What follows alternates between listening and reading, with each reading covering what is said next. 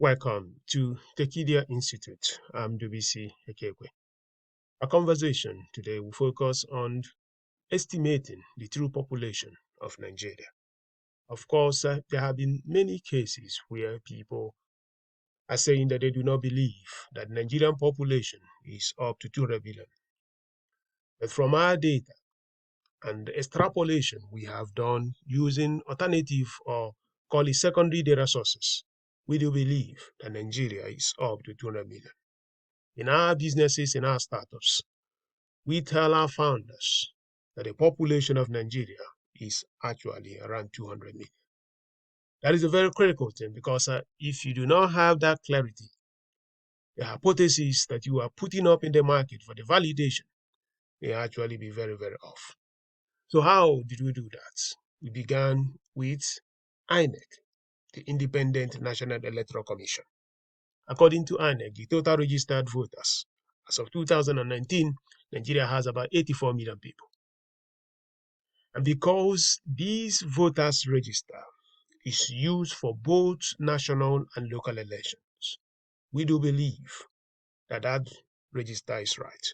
In other words, if you are voting for the presidency, you are going to rely on the same voters register.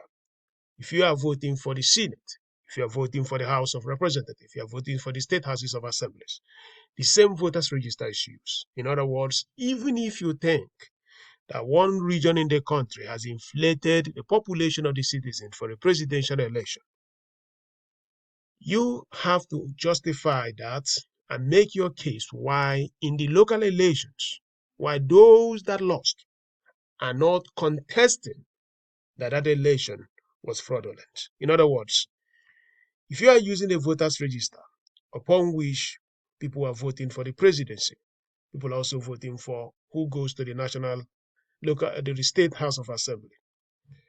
If that opponent, both of them are local people, both of them are the same tribe, most times they're actually from the same clan, especially when you're voting at the ward level. If these people are not contesting that election, that their voter register is fake, that is not real, I do not think there is any validity for us to now say because the same voter register was used in the presidential election where the tribal politics in Nigeria comes into play, that does not work. So for that to happen, it means that they have to have two sets of voters register. To my knowledge today, that is not the case. So we can say if it is good for the locals because they are from the same tribe contesting among themselves, we can say that even when it gets to the national level, that 84 million people there should be right. They now model voter registration participation. Look at what they have in Ghana, look at what they have in Kenya, look at what they have in Tanzania. These are nations, they largely mirror Nigeria. So in other words, it is not the full adulthood population of Nigeria that actually registered in that 84 million. What I'm trying to say here, that every person above the age of 18 did not actually have a voter's card, did not actually get into that voter registry. And if that is the case, it means that there are people who would have been qualified to get into that voter register, but they did not register. So we think that between 40 to 60% of people are people that are off in this participation. So you could confidently say that in these 84 million people, you could add largely extra 50 million people that are not in that registry. So if you do that, you are now hitting close around 130 million. That.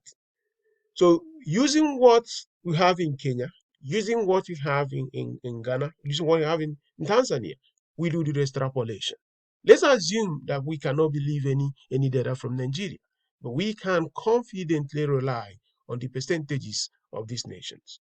So when you do that, you have about 140 million people. Now count the number of people below the age of 18. If you count the number of people below the age of 18 in the Nigerian nation, you are actually going to have at least 50 to 60, around thereabout, million young people.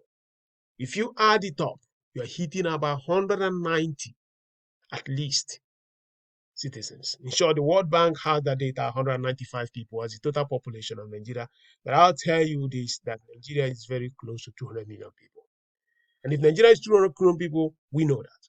But where the problem becomes is how many of these people are potential customers. That's where the paralysis begins. Our model shows that about 30 million people earn a certain type of income in the nation. Look at the data. About 19 million people pay tax.